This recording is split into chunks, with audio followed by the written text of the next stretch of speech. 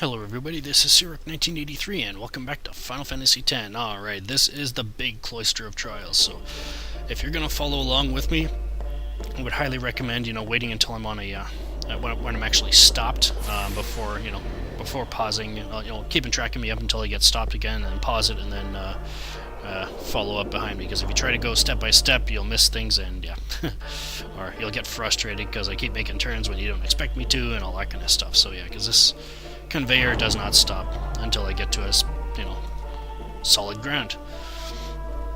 Alright, first we want to go right at the first intersection here. You might be able to guess the arrow is pointing to the right, and that's how you change direction. And this one down here you will always stop at, so you've only got one direction, so let's take it.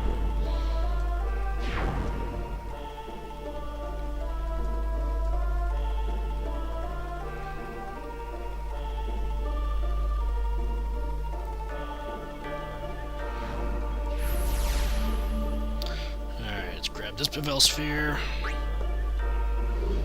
and put it in the pedestal.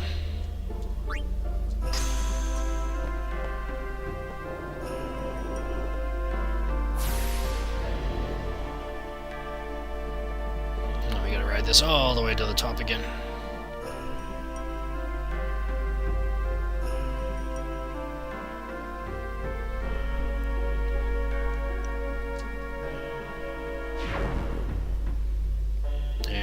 Turn right, but it'll do that on its own. But the next intersection after we turn right here is the one we want to go into.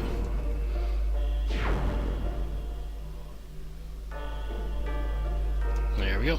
There is some leniency as to the amount of time you have to press the X button before it doesn't work, but yeah. If not, you'll just roll off the end of the treadway, and you'll start over. You'll start over on that path again. You won't have to start over. But yeah, so it may take you a little extra time, but I've got to do this perfectly because it will take up the entire episode. So trust me on that one. All right, so let's put that there, and then push this back onto the conveyor.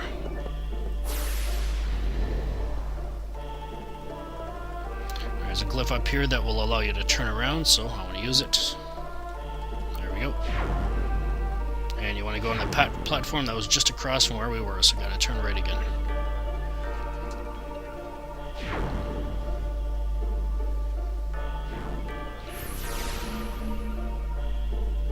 Alright, take this sphere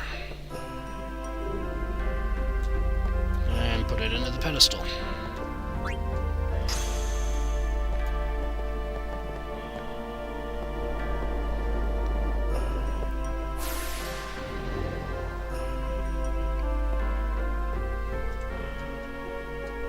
Now, if you can use this one to turn around again. If not, just write it off the end and you'll be fine. And I want to go, if you wrote it off the end, you want to take your first right again, and if not, then I'm going to be taking left here.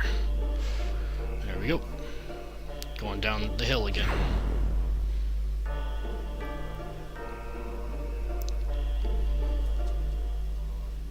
Alright, I want to turn left here. You got a 50-50 shot of doing this in the first try, but I want to turn right at the last glyph. And I should be able to.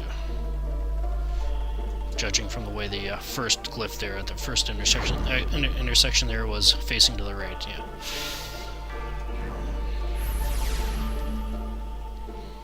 Alright, let's put one of these over here. And that path leads to the destruction sphere, but we can't get in there yet, so let's push this off. And this time you don't have a choice, you have to take it off the end.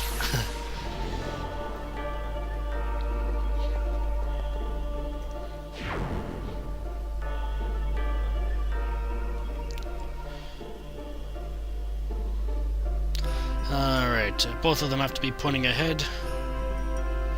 The one I'm standing on and the one at the top of the screen there, pointing ahead, and I want to take the second last right.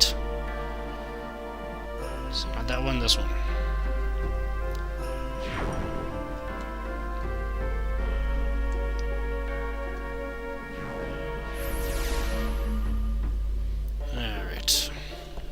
take this glyph sphere and put it in the pedestal, as you might be able to guess.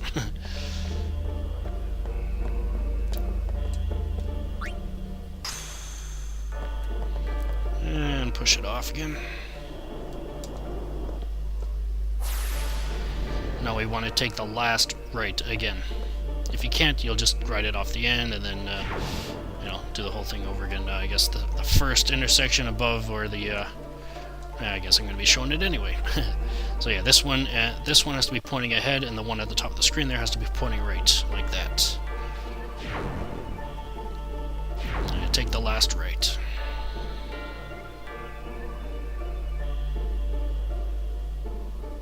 There we go.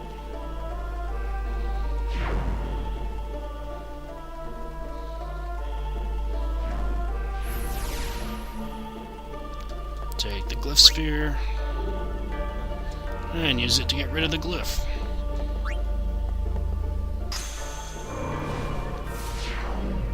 And we get the destruction sphere.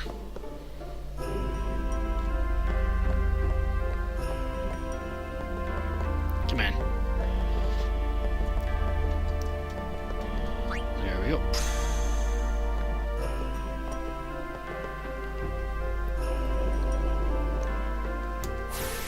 Now we have to ride this off the end, because that's the only direction we can go.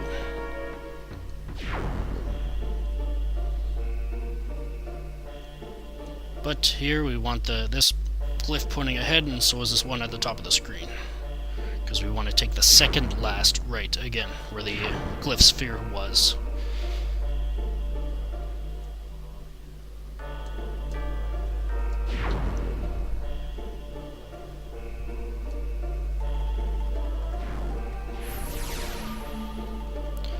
And then put the destruction sphere in its place.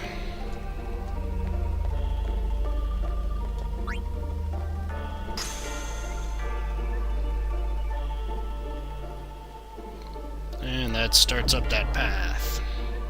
Ooh, that one goes diagonal. Alright. Come on. Push it. There we go.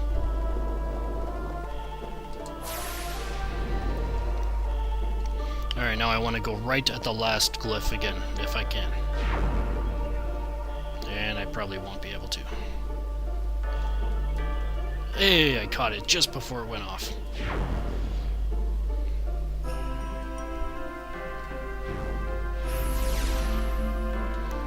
Alright, take this one and put it back into the pedestal.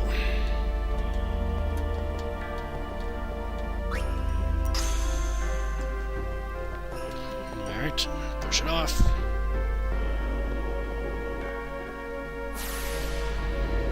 Now we want to ride this off the end again, obviously, and then it's the first right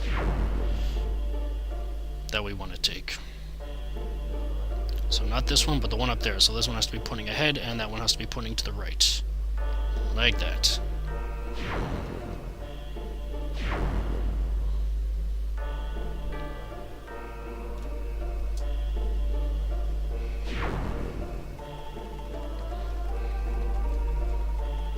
Alright. Now I gotta push the pedestal across.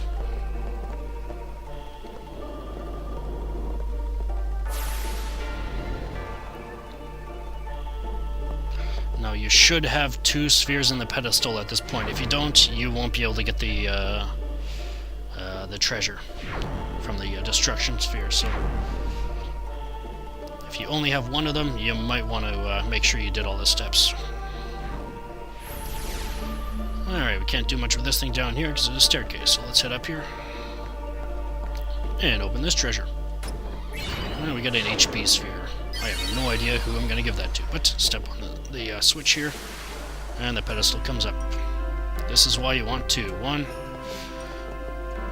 to fire up a path to the left.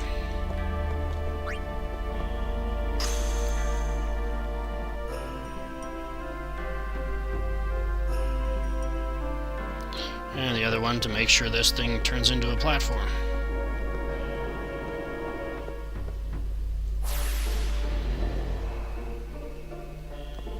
And this treasure contains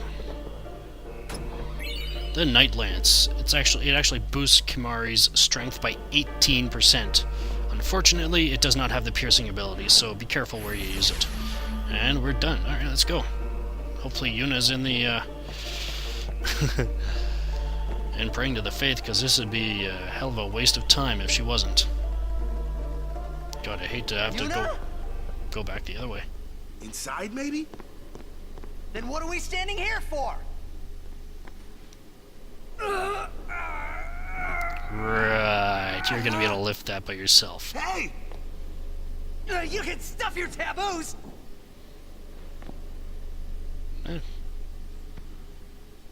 Gotta admire his heart. There we go.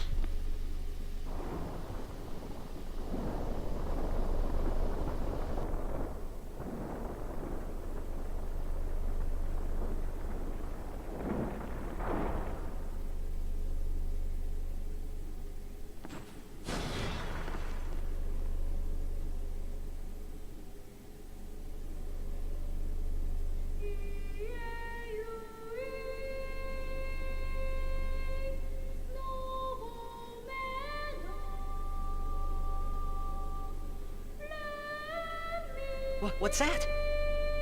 A faith. They join with the summoner, and together receive the Aeon. They are human souls, imprisoned in stone by ancient Yevon rites. The dead should be allowed to rest.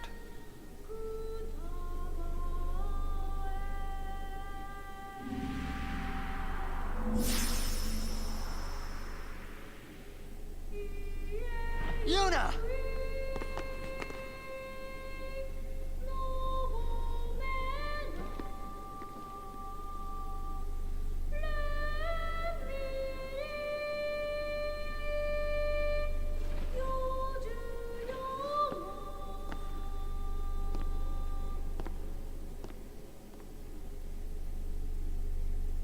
Wait! Don't come out!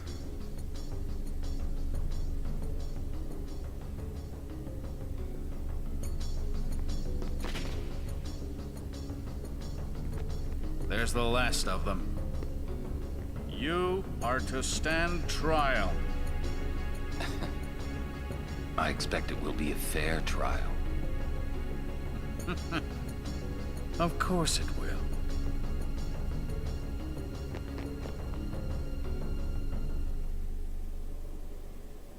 And yes, we get Bahamut. But this is one of the Aeons that I'm going to rename in favor of another LPer. What will I name my Aeon? Well, I guess you'll have to find out next time. This is Cyric1983 signing off. Thank you for watching, and have a good one.